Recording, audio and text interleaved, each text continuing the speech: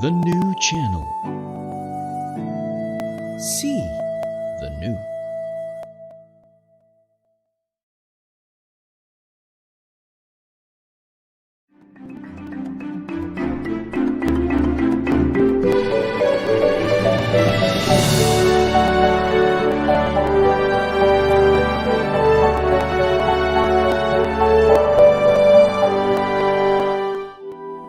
The new channel. See the new.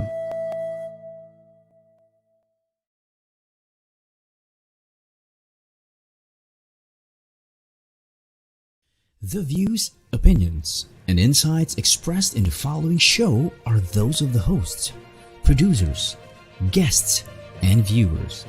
They do not necessarily reflect the position of the channel. Viewer discretion is advised.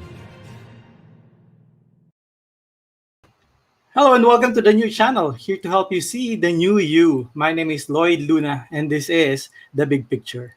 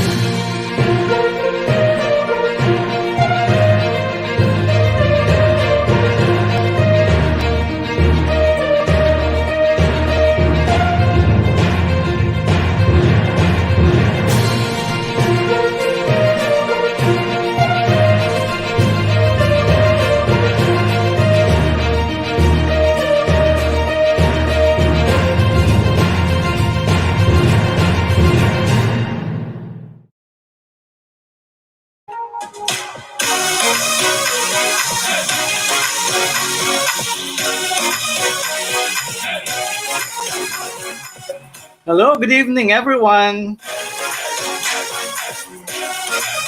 Wherever you're watching from around the world, Luzon, Visayas, Mindanao, magandang gabi po sa inyo. Happy hapunan. Kumusta hapunan nyo? Nag-start tayo maghapunan.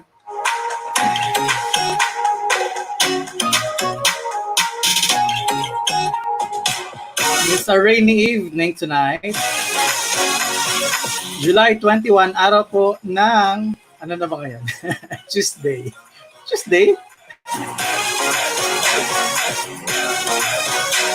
Sana po Tuesday dahil may deadline ako sa Manila Times. Wednesday yon. So kung Wednesday ngayon, hindi ako umabot sa deadline. There you have it. Si Greta is saying good evening. My mom and my dad watching from Australia. Also, I would like to do some shout-outs kay Erwin Balines, saka kay Owie VM, and Carmine is also watching. Hello, Carmine. Kumusta po ang inyong araw? Tuesday. I hope everybody is doing great, and I hope na kayo po ay very healthy. Dahil alam niyo naman po ang labanan ngayon is kalusugan.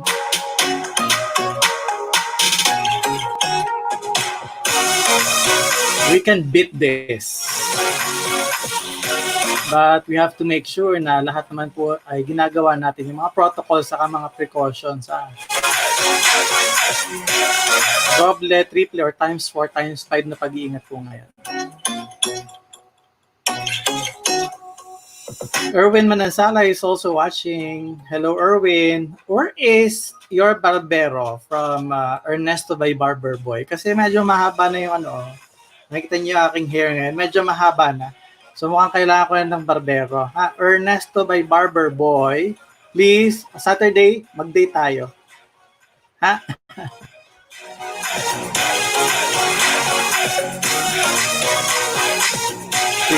Sige, sabi ni Carmine, shout out to Mikey and Loren, please. Is it Loren? Luran. Hindi Loren. Luran. Mikey and Luran, please. All right, you're listening. Sana nanonood din para makita nyo naman ang aking kagandahang lalaki. Saka yung guest ko din. Mamaya. Dalawa na kami dito magandang lalaki.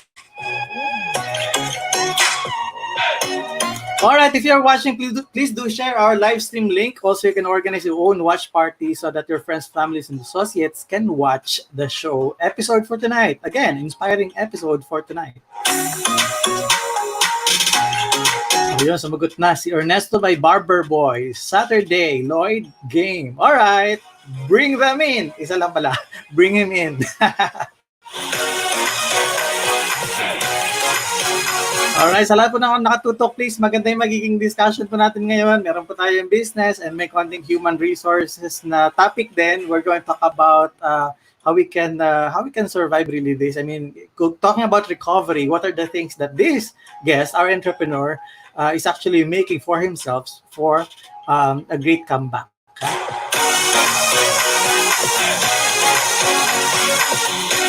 Hawak to ni Carmine yung phone niya. Bakit walang sariling phone yung mga bata? Dapat may extra pa para sa TNC shows. But good, I hope you're doing great.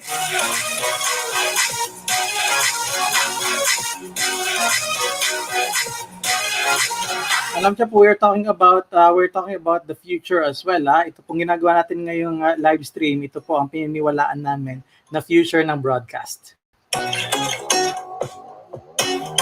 That's why we are doing the groundwork for the establishment or the founding of the Philippine Association of Live Stream Professionals. Gusto po namin this early is ma-professionalize na live stream media industry. So pag sinabi pong live stream, ito po yung mga nagla-live.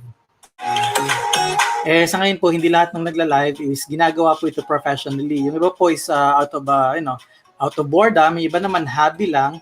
But we want to make sure na ito pong live stream media or live streaming ay maging isang professional industry in the very near future. Kasi kami naniniwala ito po ang future.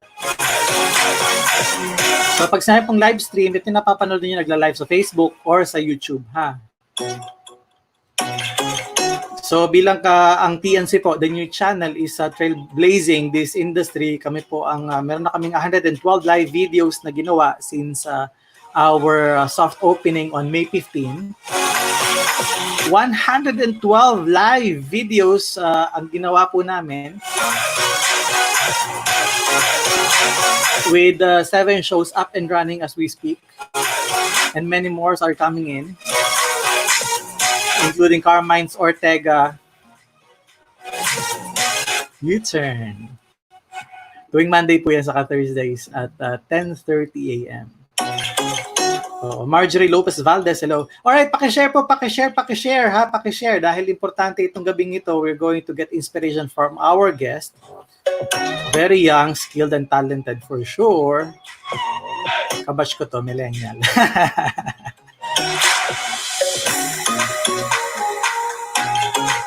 Opo, so if live streaming is the future of broadcast, and then ito po yung ginagawa natin ngayon. So sana po patuloy yung suportahan ng the new channel TNC at mga shows na ginagawa namin for you.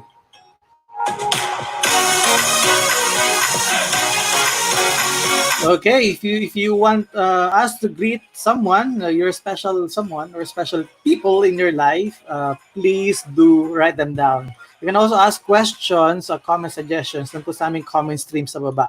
Ilagay lamang po ninyo dyan para mabasa namin, ha?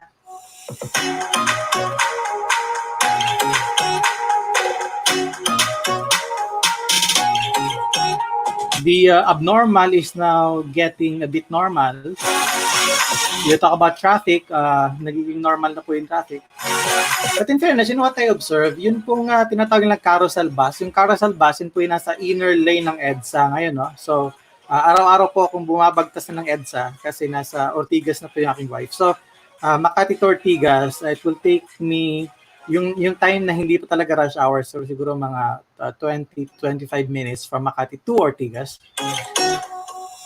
But what I observed is kapag ka po mas organized na, mas marami ng buses na nagpa-apply dito sa EDSA, mas mabilis yung mag-bus kaysa magdala ka ng private vehicle.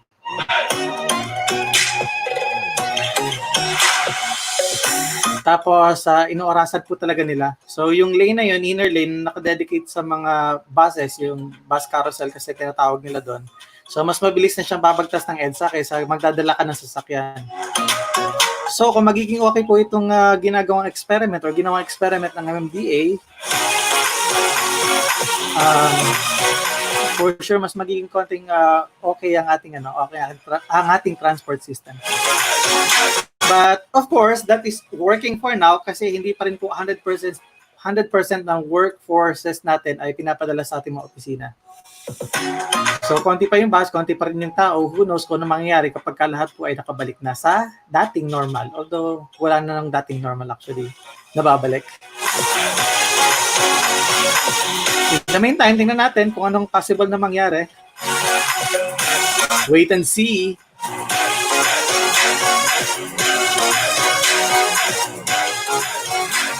So before I get in, our guests for tonight, of course, headlines from the Manila Times.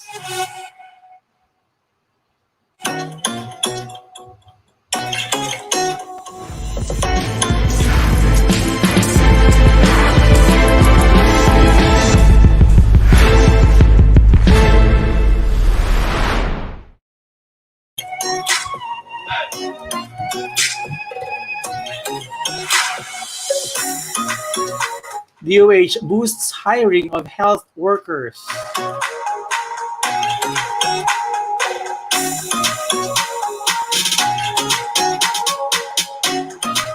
Chacha, not a priority, according to the palace.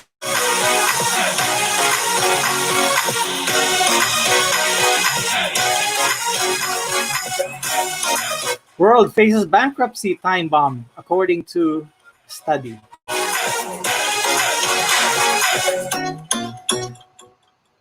Duterte to deliver SONA at Batasan.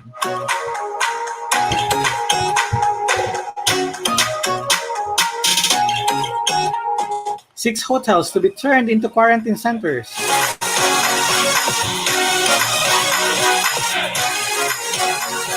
NBI ordered, reveal true identities of cremated drug lords.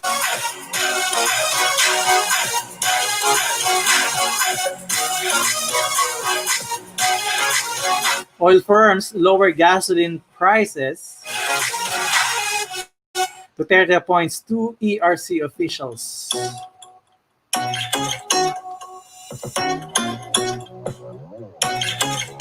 Citywide lockdown eyed in Parañaque.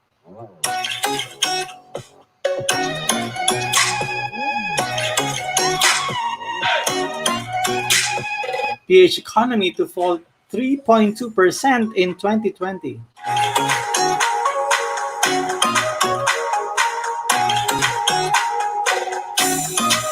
And $370 million World Bank loan for CARP or CARP signed.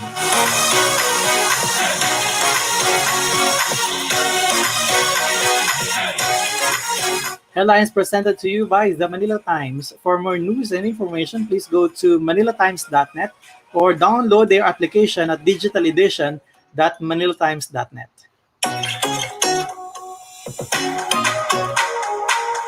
Hi, Ma'am Susan. Good evening. Miss Susan Tagle in the house, as in every night in the house. Let's talk about this topic. Mag-usap po tayo. Kasama po kayo sa conversation namin. Kung meron kayong tanong, just write them down sa aming comment stream at babasahin po namin.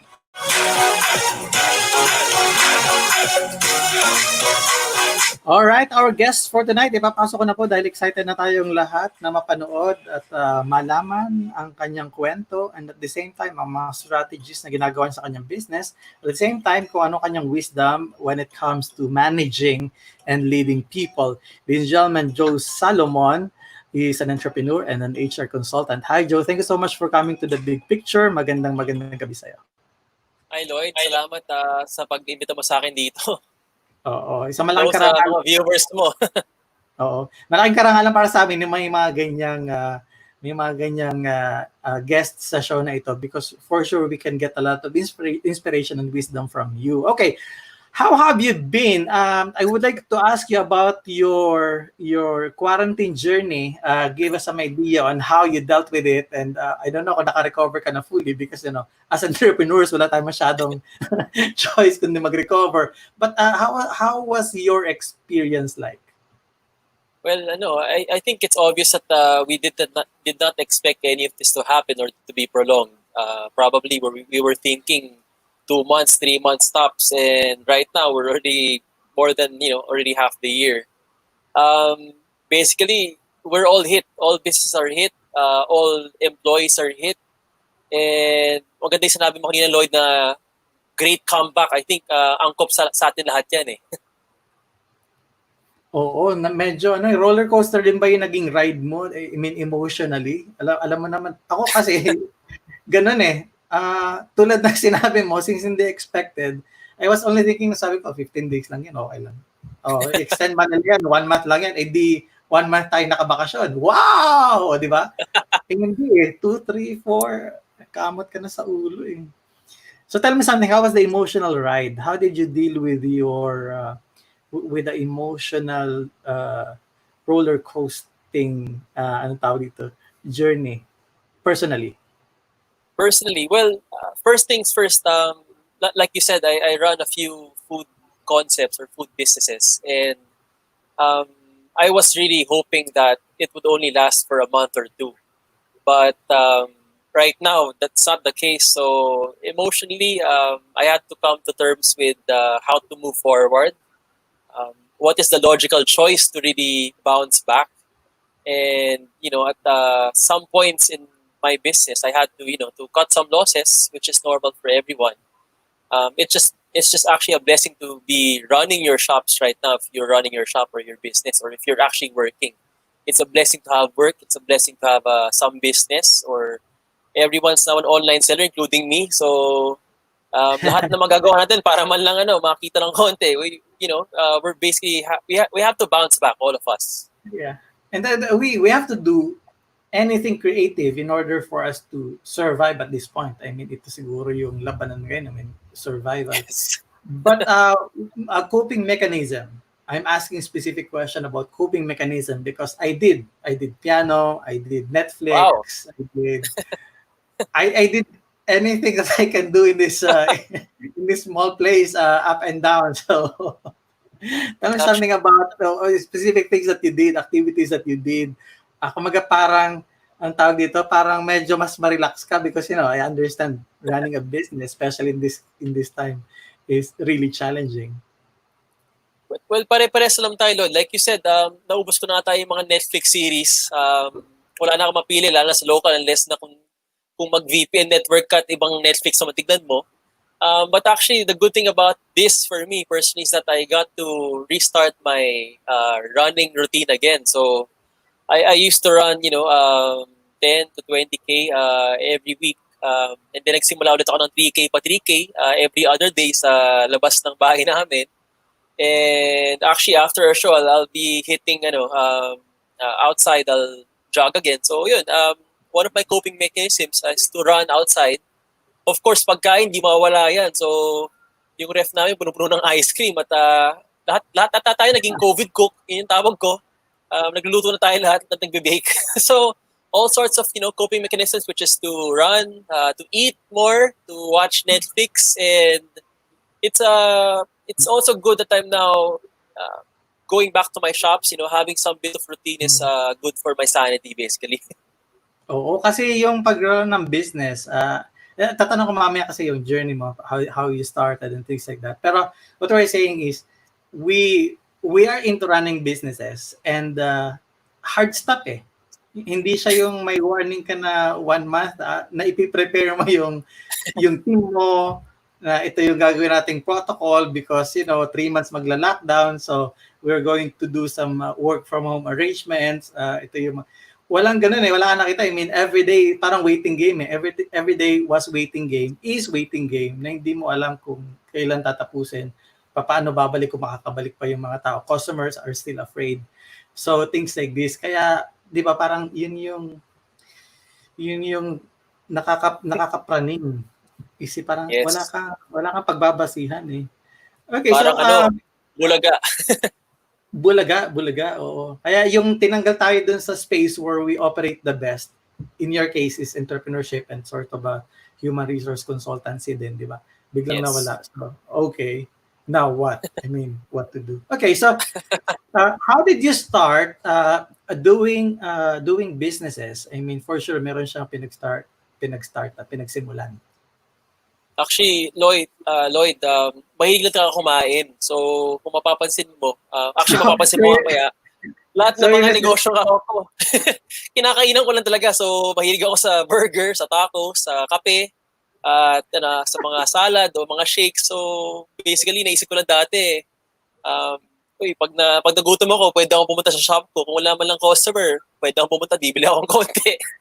But, after a while, of course, you realize that's not how it works, But that's a hard truth, These are businesses that I actually like to eat at. I'm a fan of these businesses or these concepts. Kahit pa sa competitor, kahit nakakainom kayo, basta burger o kape o salad. uh, Ganun lang kasimple actually.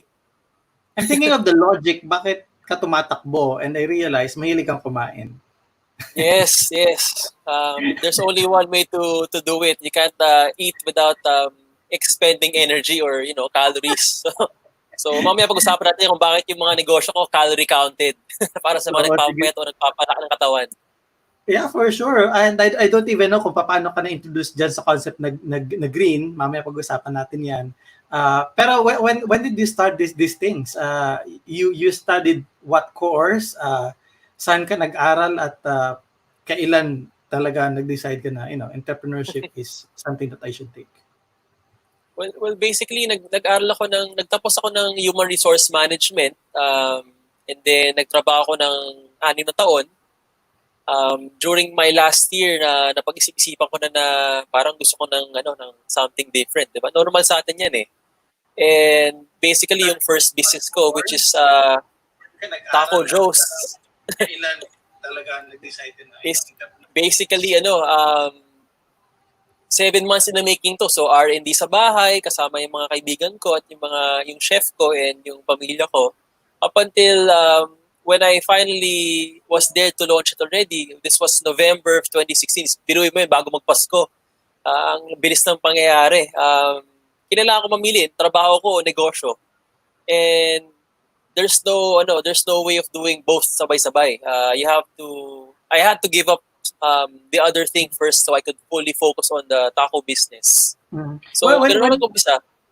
When you chose to do business, meron ka bang takot na kasi hindi na ito paycheck 15-30 eh. Yes. So, ano yung feeling? Actually ito yung exact feeling. Syempre alam ko na kung magkano yung sweldo ko dati sa as an employee, and then I remember Lloyd yung first month ko talaga, or actually yung first week o yung first day, sabi ko, nag-quit ako ng trabaho para itong kikitain ko. So, kinabahan talaga ako dahil for the first 3 months, yun lang talaga nangyayari sa akin. Mas okay pang bumalik ako ng minimum wage, kumbaga, ganun kasama yung yung kita ng shop. And nakakatakot talaga kasi nga, like you said, everything's uncertain. Kung hindi na siya akinsenas o 30, you have to really put yourself out there and then start marketing, which is what we all have to do right now digitally. And they started from ground up talaga, no? As in wala kang sinusundang yapak or something like a sort of a model or structure. Actually, meron. My father is also into the food business. Although medyo magkasalungat lang yung negosyo namin kasi siya lugaw, ako mas healthy side eh. So, kung gusto mo ng medyo carbs, sa lugaw ka. If gusto mo ng medyo low carbs, doon ka sa tacos. Alam mo, matalino kayo. You covered all corners. Gusto mong unhealthy sa dad. Gusto mong healthy dito sa akin. Good. But what ano yung challenge dun sa putting up a business? It's more of sa market acquisition ba or customers, yung paano mo i-market? Kasi kung sinabi mo 3 months, parang hindi dumarating sa yung paycheck mo. Ano mo masyado malaki yung paycheck mo? Hindi. Hindi naman. meron akong pagkakamali dati, nakala ko nung basta nakapag-ipon ako ng konting pampondo sa negosyo at makapag-hire ka ng yan, chef, makapag-hire ka ng mga employees kasi nga HR yung background ko. And basta mas nasarapan na yung madlang people sa sa pagkain mo, yung mga tacos mo. Akala mo okay na. But I realized soon after I opened the shop was that I had to heavily market the taco shop kasi yung nga yung mga customers hindi naman sila basta-basta magta-trust o lilipat sa iyo. Yung loyalty nila, di ba? Kailangan mong kunin yung mga yung kiliti nila. So yun yung early lesson doon na hindi porke may tao ka, parang is it part of being I'm sorry, ako naman bata din. Siguro magkasing bata tayo. Hindi ko sure. No, but is it part of being young, yung ganong klase ng decision? Can you admit or will you admit na you were too young then, that you were too ideal as well? That's why you assumed so much, and then it turned out na 3 months hindi ganon yan, and then you have to go back to the drawing board and then try to recalibrate things. Tama yun. I admit ko yun, Lloyd. I was very idealistic. I think we were all idealistic naman. We still are, di ba? At some varying degrees. And yun yung pagkakamali ko. You can't just put up a business even if you think it's a great idea. Most likely someone else in the world has thought of that business. It's only a matter of they've executed it properly or if they've executed it more than you have. So, yun. Kailangan siya talagang pag-isipan na mabuti. Kailangan ng matinding market research actually. So, yan, pinapasok ko na yung MBA ko na natutunan ko recently. Recently lang yan. Pero nung nag-start ka, wala yung market lang. research. Wala ganyan. Wala talaga. Wala. Lakas na loob, Lloyd. Wait, dumating eh. No, pero at least, mas nakikita mo siya sa lens ngayon ng isang, MBA. Parang gano'n. Yes. Na para mababalidate yung tama sa mali or mga dapat i-adjust sa business mo ngayon. Yun nga, kailan ka nag-MBA?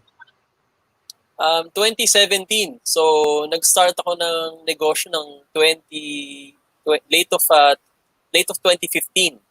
So, the MBA was mid of 2017. Yes. 18, 19.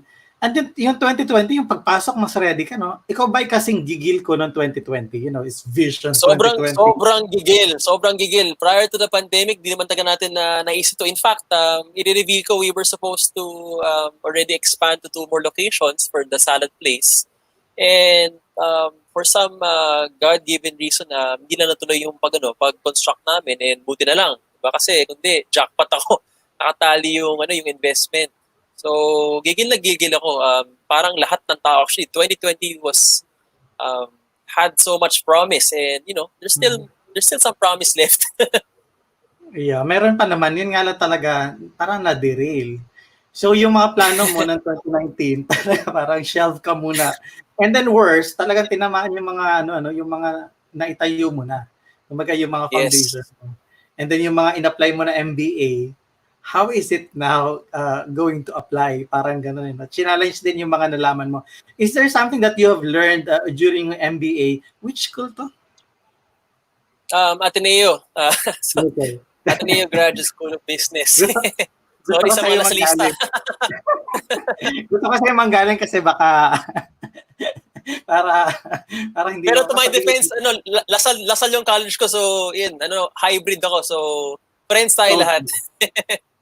So that's another smart move, ha?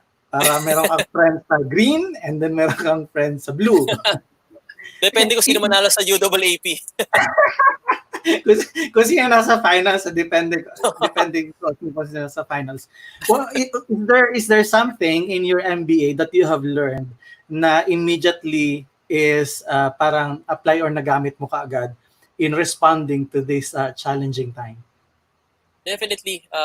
Lloyd, actually, yung pinaka-magandang turo sa amin is putting people first, really. Because, pag nagnegosyo ko normally, syempre, it's normally about profit, di ba? Bottom line. Pero ang talagang in-ingrain sa amin sa program na yun, sa Ateneo ME program, is to put your people first because they're the most important resource. So, I understand marami talagang kailangan mag-let go ng mga employees na ngayon, especially yung mga business na lugmok na talaga.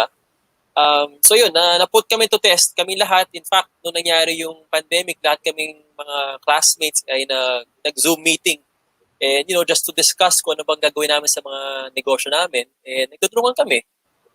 But to sum it up, it's just really putting your people first. How can we move forward without having to let go of anyone? Kumbaga sabi ko nga sa mga employees ko is kapit lang, di ba? Mababawasan yung shift ng konti pero kapit lang. Saka naman, di ba? Nakikialam ako yun. No? Alam mo yung mga mawawala naman ng trabaho, kapag ka naging okay, kung talagang okay sila, marirehire sila. I mean, kung hindi pa syempre sila that's true. That's true. Yes.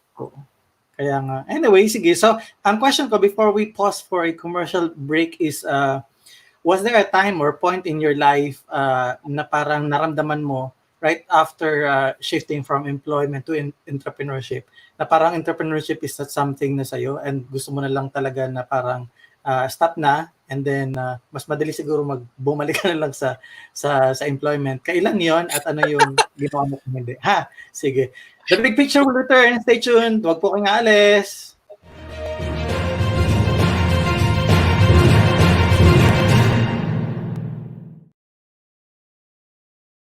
Since I got my new place, I've enjoyed every single day here. Hotel-like amenities, attentive staff, resort-style living, all in a premium location. So life here is easy and convenient. That's why I invested in another unit. I can earn more, and they can enjoy the very same things I enjoy at home. What a life! So much more rewarding. So much more to life. SMDC. We need beauty every day. We need power every day. Are you ready? Ready? Ready. Beauty is power.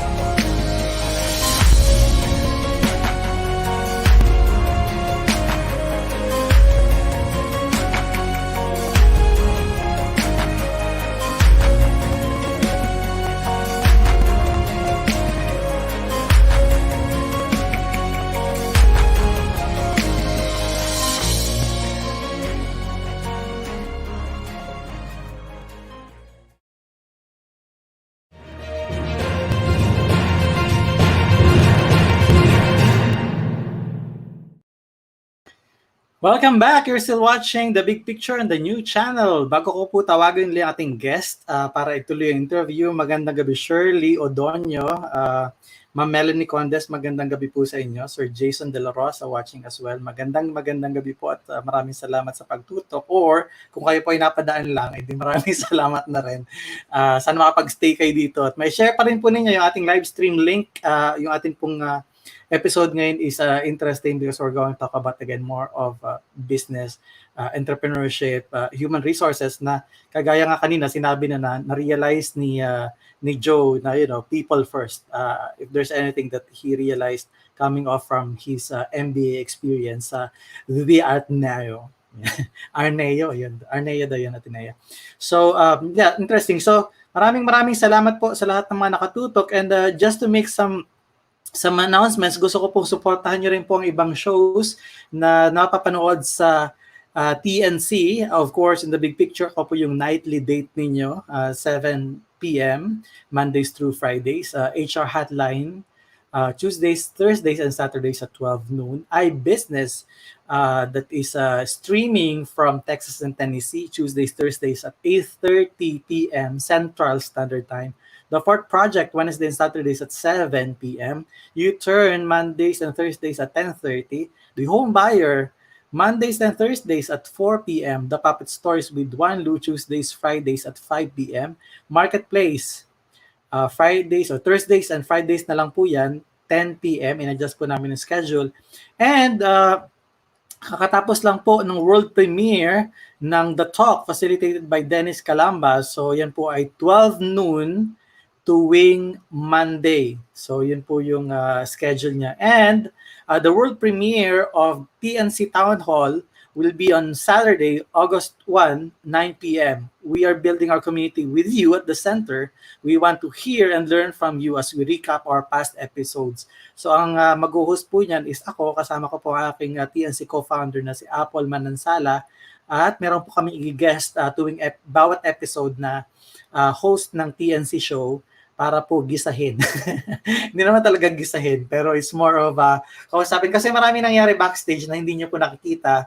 Akala nyo perfect in production, pero marami po kaming kapalpakan minsan sa likod. Napakarami experiences that we want to share with you. And if you have some suggestions, pwede nyo rin pong kaming makausap doon po sa town hall na gagawin namin. So, August 1 po yan, wag niyong kakalimutan. Ayan. So, ibalik na natin si Joe Salomon kasi nanonood na ang kanyang mom na hindi niya sinabihang manood, pero sinabihan ng aming executive producer. Kaya, yan, nanonood. I'm so sorry, Joe. Not my idea to invite your mom to watch, but anyway. Salamat, Lloyd. Salamat, Miss Apple. Okay, good. Yeah, na-recall ko na sinabi mo kanina 3 months parang wala, maliit yung sinasahod mo, hindi ko alam kung almost wala. Was that the point na parang naisip? Hindi ko pa naisip na wag na lang? Bakit pa patuloy? Yes, naisip ko rin yan, Lloyd, pero yun nga, nakapagpundar na ako ng capital. And going back to your question, really is, I think araw-araw naisip ko yan minsan sa negosyo or kahit sa negosyo ko ngayon, lalo kapag may mga problemang na-encounter, tulad ng mga naiiwan yung susi para buksan yung store or may mga konting nakaw, if that happens or nagkakamali yung recipe, naisip ko yan na mas madali talaga bumalik sa tinatawag natin na 8 to 5. Pero to make my answer short, basically mas masaya talaga ako nagnenegosyo ngayon. Okay, mas anong part ng pagnenegosyo ang you wouldn't want to trade nung empleyado ka pa lang? Okay. That's basically not reporting to anyone. But the reality with running a business is that you're actually reporting to everyone right now. You're reporting to all of the customers. So wala silang pinipiling oras kung mag-message sila sa'yo, especially this time na we're socially connected everywhere. Kailangan mong mag-reply, kailangan mong mag-responde. And hindi totoo yung mas marami kang oras kapag may negosyo. Actually, lagi kang 24/7 ka naka-negosyo mode. Pwede ka lang talagang magbakasyon kung gusto mo. Pero 24/7, kailangan mong isipin negosyo mo. Alam mo, Joe, para sa iba kasi sa akin, although may judgment na kasi ako dyan, yung entrepreneurship na sinasabi na you own your time, siguro at some point meron, pero many points or many times hindi totoo yun. You can own your time, especially startups, no? Yes, you do owe your time. Pero kapag nagsimula ka, like you said, startups, you really have to put in all of the time and effort, blood, sweat, and tears to your startup. And research shows that startups basically fail in the first year up until 3 years. So if you get past 3 years, then maybe you can consider yourself somewhat lucky.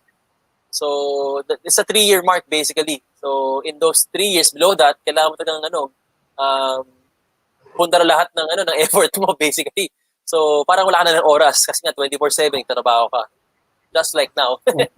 Oo. Kasi kinukuha I mean, kagaya no, halimbawa may problema, tumawag sa iyo ng yung manager mo ng 1 o'clock to 2 2. a.m. Halimbawa, 2 a.m. 2 a.m. Hindi ko sasabihin PM, PM. Di ba 2 parang a.m. entrepreneur ka, do you own 1 to 2 a.m. of your time doon sa araw na yun? Di ba hindi pa? You can't. Yeah. O kasi parang yung sinasabi na, mag-business ka na lang kasi mas madali dito, you own your own time, meron kang freedom, blah, blah, blah. At some point, true, pero at some point, hindi rin, So really depends. Or sometimes people just making a lot of brouhaha dyan sa entrepreneurship versus employment na yan. Okay, anyway, sige. So, let's talk about your taco business. Bakit yung business na yun yung napagpunteriyahan mo na gawin? Ay, sinabi mo na kaya mahilig kang kumain. So, marami ka for sure marami kang kinakain. Bakit yun? Sa dinami-dami. Actually, yung kwento talaga ng Taco Joe's is dati kasi meron sa tapat ng Ateneo or Katipunan na tinatawag na kantina. Yung pagmamayari ng Tia Maria's, and actually gusto ko lang talaga ibalik yun sa University Strip. So dati nung time namin matagal na yun. No 90s. Hindi ko na sabihin yung age ko. Ayan. So nung basta baka mamaya. I was waiting. Okay, baka mamaya. So nung time namin na nag-enjoy kami sa Mexican cantina na yun, and nung nawala na yun, naisip ko, nung nag-market research ako ng informally, walang ibang Mexican place sa Katipunan. And naisip ko lang na it's a good decision to put one. Kasi nga wala akong kalaban, yun ang importante naman dyan, wala kang kalaban. Tapos maganda yung location mo. Kasi yung location ko sa tapat ng kilalang school. And may tawiran na papunta doon sa location ko. So, yun yung 3 things na nag-work for me. Location, and wala akong masyadong kalaban. Actually, wala akong kalaban sa lugar. So, ako na yung unique na negosyo doon. Wow, so monopoly kagad ha. Unang business mo, monopoly kagad yung mo ha. Pinocos mo. Of course, nagkaroon ng kalaban after. Oo, ilan na kayo doon? Ngayon, when we started the taco shop, and it evolved actually into a bar then. From 2 bars ngayon, there were 17 bars in total. This was pre-pandemic. So from 2 bars na kami lang, yes, nagkaroon ng 17 na parang hybrid bar. May konting food, may konting slide cocktails. So, because we were trying to make the University Strip a fun place that you don't have to go far as BGC or Makati. That was our goal. Pero kung nangyari yun, anong effect niya dun sa business mo as far as bottom line is concerned? And what do you do to actually survive it? Kasi di ba, the more competition comes in, syempre laging affected yung bottom line.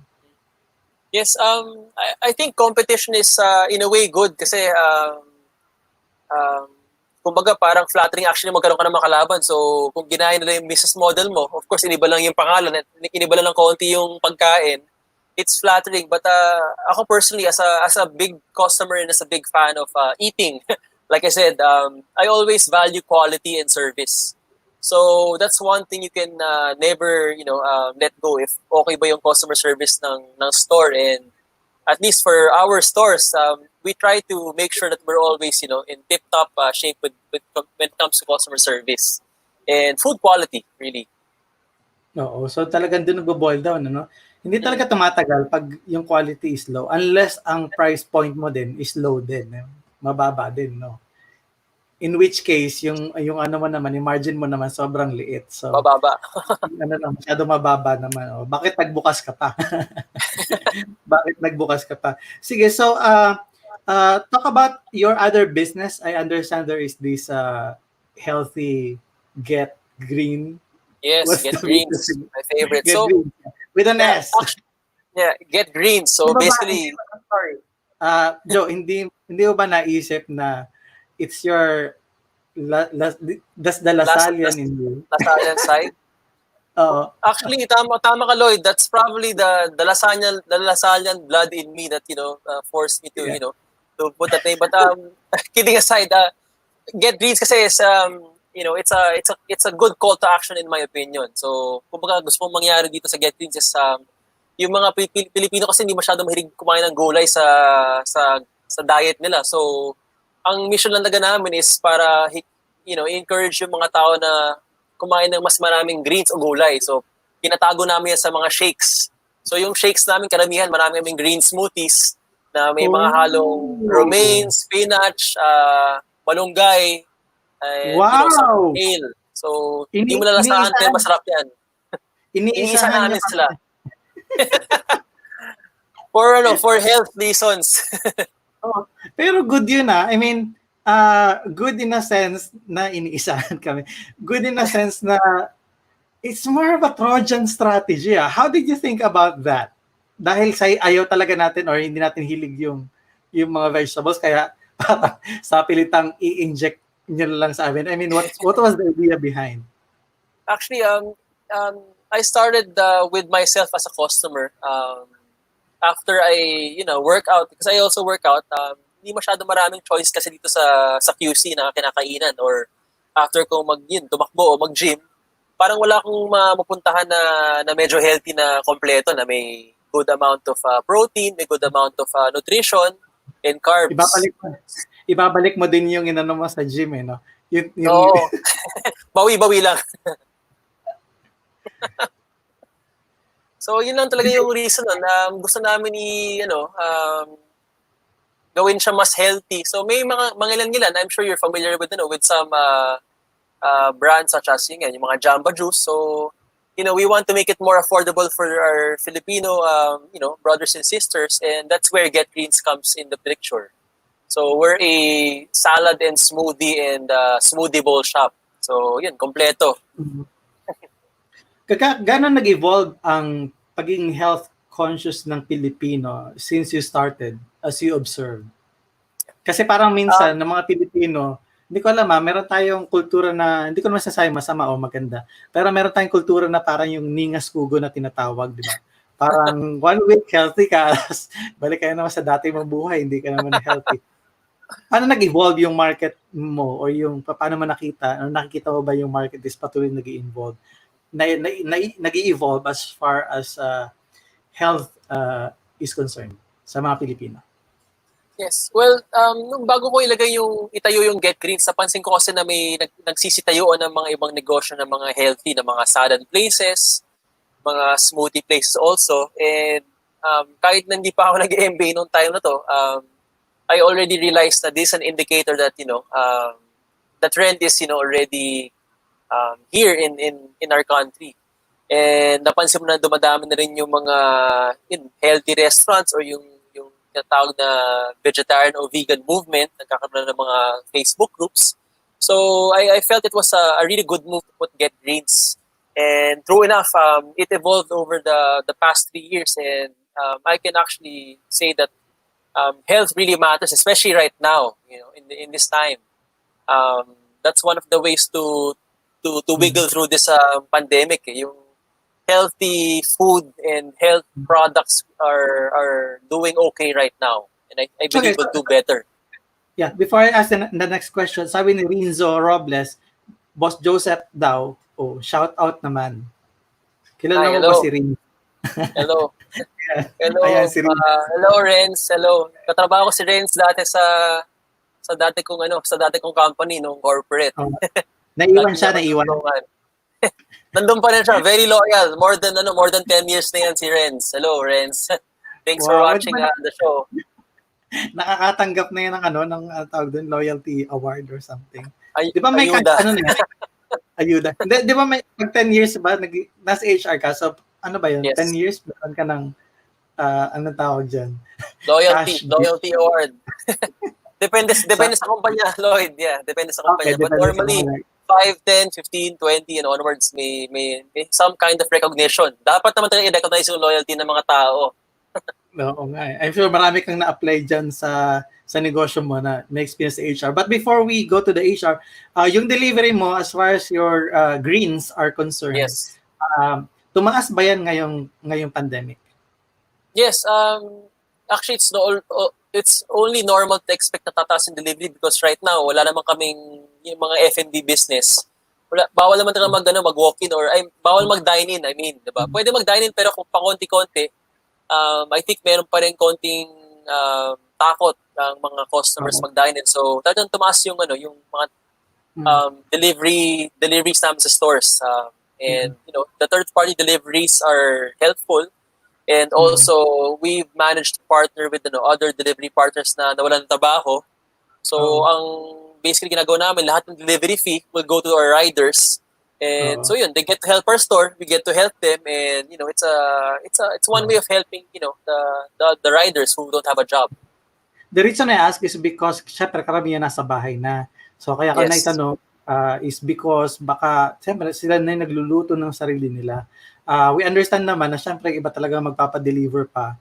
But this is healthy. So may time na yung family na ang isang member is makakapamalengke or things like that. Hindi ka nakagaya dati na nakaipit ka sa traffic or hindi ka uwi ng bahay. So pupunta sila sa store mo para bumili. But anyway, nasagot mo naman na good. Okay. And then I don't know if I can ask you this question, but what is Secret Burger? Yun, secret. That's a very good question. Marami nagtatanong, ba't nga ba Secret Burger yung pangalan? Hindi, I'm just taking chances if you can answer the question. Yes. Because by the name... Yes, we get that question a lot actually, even up until now from our Instagram and Facebook page. The reason that it's called Secret Burger is because my partners and I are saying that we're the secret to getting fit. Ayun. So our burgers are the secret to getting fit because our burgers are calorie counted and made with premium beef. So lahat ng sangkap sa store namin, calorie counted. So hindi mo kailangan magbilang ng calories kung gusto mong papayat o gusto mong magpalaki ng katawan. It's a small niche market that people are counting calories to lose weight or to gain muscle mass. And we believe that we've solved that part.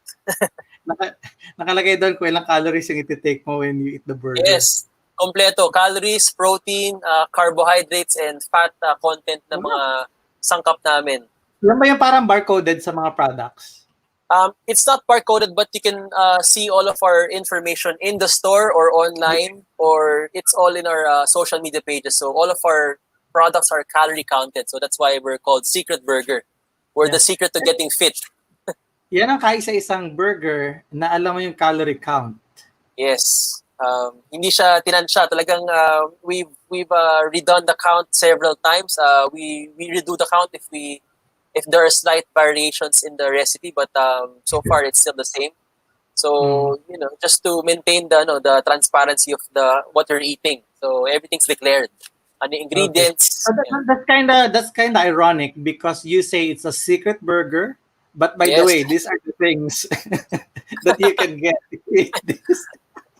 Actually, Lloyd, meron kami talagang item na Secret Burger. If you can order the Secret Burger. So if you call our shop Secret Burger and you order for the Secret Burger, we have that item. It's a secret item. So ginagawa ng McDo yan at Starbucks, 'di ba? So it's part of our marketing. We change the burger every month. So kumbaga surprise burger siya at a set cost. It's a fun way of experimenting our burgers. Meron akong other idea. Bakit hindi mo ako padalhan dito para matikman natin? Sige, gagawin ko yan. Papadalan kita ng Secret Burger at yung mga burgers ng Secret Burger. Sige. Isang araw para para laging fresh. Isang araw lang. Sige. Definitely. Si Pelt Aitona, question for Joe. Favorite memory helping your employees during this pandemic? Hi, yeah, Philip, yan, si Philip. Philip is No? actually a customer of ours in Get Greens. I believe Philip is a vegan. He's been vegan for several years already, and that's Oh. why the name comes to mind. To answer your question, recently, actually, we weren't so fortunate to get lahat ng ayuda na promise, but ang ginawa na lang namin is that from our end, we extended employee loans. And Mm. also for all of our items actually in our store, our employees get a percentage of the sales also. Mm. So, yun, lahat ng ginagawa ko, I'm trying to apply all of the HR practices, how to motivate our employees talaga. You know, So, yun, I'm doing, Joe. pigang-piga I'm, na lahat. I'm I'm sharing the squeezing, everything. So, yun, squeezing. so our employees are now aggressive sellers. They post our items kasi nga alam nilang makakuha sila ng konting commission from me if Part makabenta na sila sila, diretso.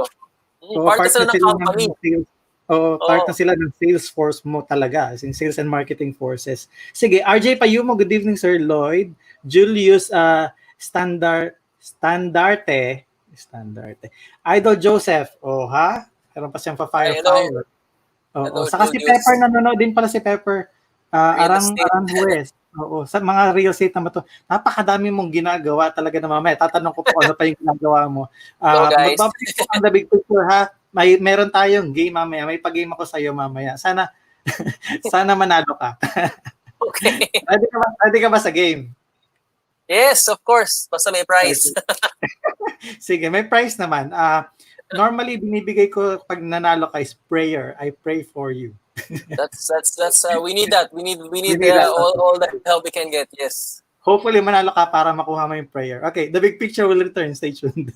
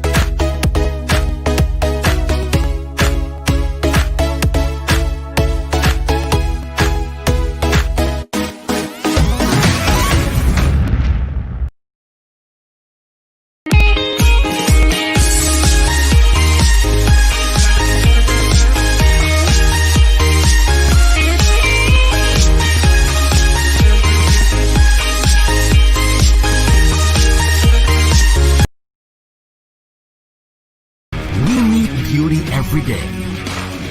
We need power every day. But are you ready? Ready? Ready. Beauty is power.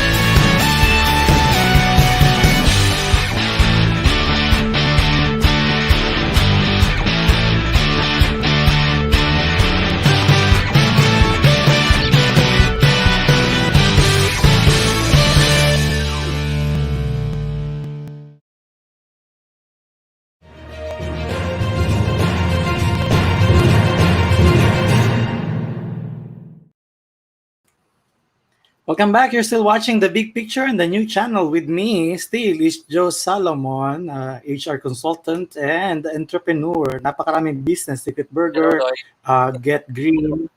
O, ano pa yung isa? Yung Taco, Taco Joe's.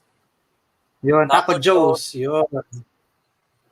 Oo, tapos may pang, basta hindi Coffee. ko na, Yeah, dami. Coffee. Cafe and pub. yun, may coffee pa. Tapos real estate ka din, nasa real estate ka din eh. Licensed broker ako, Lloyd. License. So, yun. Ngayon, talagang like you said, pigang-piga, lahat na ng ginagawa natin. Oh, good, sige. Bago kita balikan sa mga questions pa sa business, ito muna yung game natin ha. Ready? Okay. Ano lang to, big or small. Kapag gusto mo yung item ay big, edi big. Kung hindi naman, di sabihin mo small. O, di ba? Okay. Madali lang. Sige.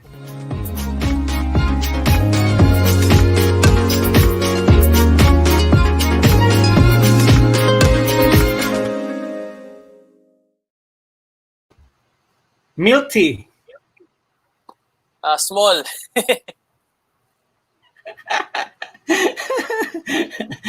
Halatang health conscious. Sir, plus 15 pesos lang po. Ito po yung diferensya. Small pa rin. Small pa din. Alright, sige. No problem.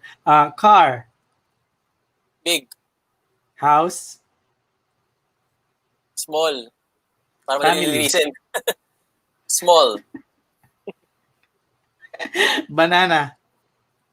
Big. Credit limit. Big.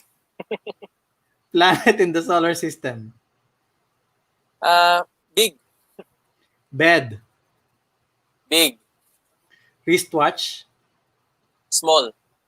If heaven is true, except from your family members and myself, sino gusto mong isama sa langit kung aakyat ka na ngayon? My mom. Except nga sa family members, huwag yung family si mom. Maybe my burger partner, his name is Chef Justin David. Okay. para masarap pa rin yung kain ko sa taas. Wala ka nalaman, di ka nanonood si Chef, tapos natawag mo. Anyway, sige. Pag sa replay mapanood niya, tinawag mo siya. Good luck sa inyo sa langit. If you were a barber, sinong artista gusto mong gupitan ngayong quarantine? Barber, pwede ba Liza Soberano? Pwede. Yan ang ginusto mo eh. You are a gym instructor. Sinong political leader ang gusto mong i-train sa gym? It would be, right now, maybe, question. I'd like to train Senator Zubiri. Okay, Senator Zubiri. He's a fan of this painting that I also like. Yeah. Okay, sige. Oh, talaga? Meron kayong something in common? If you're an astronaut, sino gusto mong isama sa outer space? I think my former co-worker is watching. Her name is Kens from Australia. Yun, kasama ko si Kens doon sa space. I wonder why. Sige. You have all the money in the world. Which company are you going to buy? I would like to buy, this is a no-brainer really, Amazon. Amazon. Oo, so ikaw na pinakamayamang tao sa sa daigdig. Sige. Thank you so much, Joe, for playing our game for tonight. Okay, so let's go back to the discussion. What are the things that is happening right now that is making sense to you? Kumbaga parang ngayon is parang nakuha mo na more or less as we recover, parang ito na yung magiging bagong norm na tinatawag nila. Yes. I think, yun nga, gasgas na nga yung new normal, but what's really making sense to me right now is that we have to act now. Let's say, especially if you're a business owner or you're an employee, you have to move forward. So in my case, as a business, I had to find the optimal time na ano bang oras ba dapat ako magbukas and anong oras ba dapat ako magsara. And I also realized na importante talaga na ipamahagi mo sa mga customers mo na you're really taking care of your food well. Kasi nga, more than ever, people are very paranoid right now. So you have to not just do it personally, you also have to communicate to your customers that you are taking care of your food and that your restaurant is a safe space even if they walk in. So yun, talagang kailangan araw-araw na disinfect and you have the proper social distancing measures in place. And other than that, you really just have to put yourself out there digitally. So you'd be surprised. I'm not that inclined digitally, but these past 4 months, I was forced to try to play with how to make websites. How to engage people more, how to become more I guess loyal to my Instagram and Facebook pages of Yeah. my business and become more You- active really to engage people. You told me that you are just appreciating now social media and things like that. Yes. Give me some idea on your generation. Maybe you're an X. Actually, I'm on the cusp of a millennial, but I prefer to be actually private. So that's what I mean when I'm not so into Okay. social media. Yeah. Okay. Now it's clear. Okay. So, get greens, smoothies, and salads. Pakibalik po. Sino makapagbasa ng ganyan kahaba ng mga 2 seconds lang naman, no? Visit and like Yeah. their Facebook page, ha? So, Yes, visit Facebook.com. us.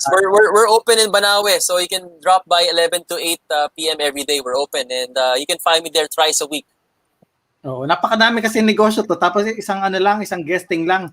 Dapat ito isang company, isang guesting eh.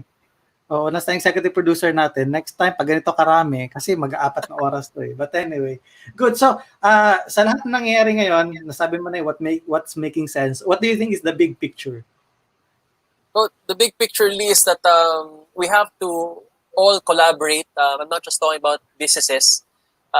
Everyone really, just the way that you invited me to the show. I mean, thank you so much. Collaborating is key to survive. That's what I really believe.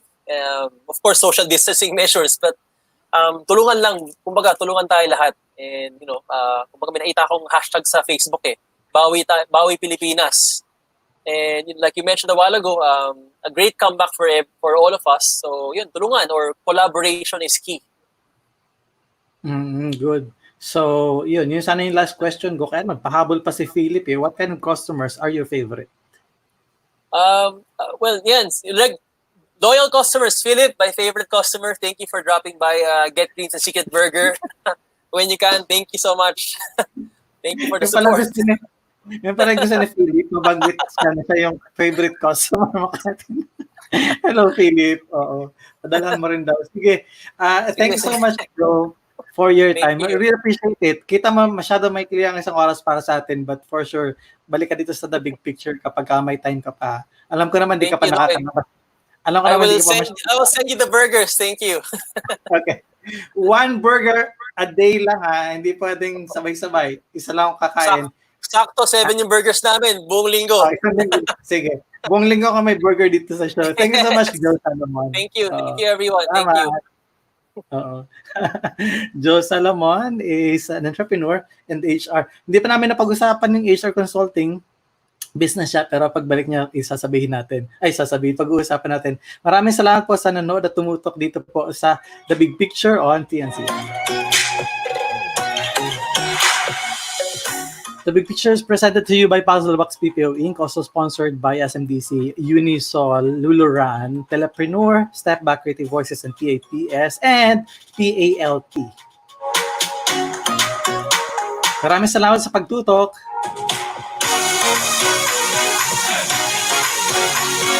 Hanggang bukas po, kita ulit tayo dito lamang sa TNC. I'm your host, Lloyd Luna, and this has been The Big Picture. Ingat!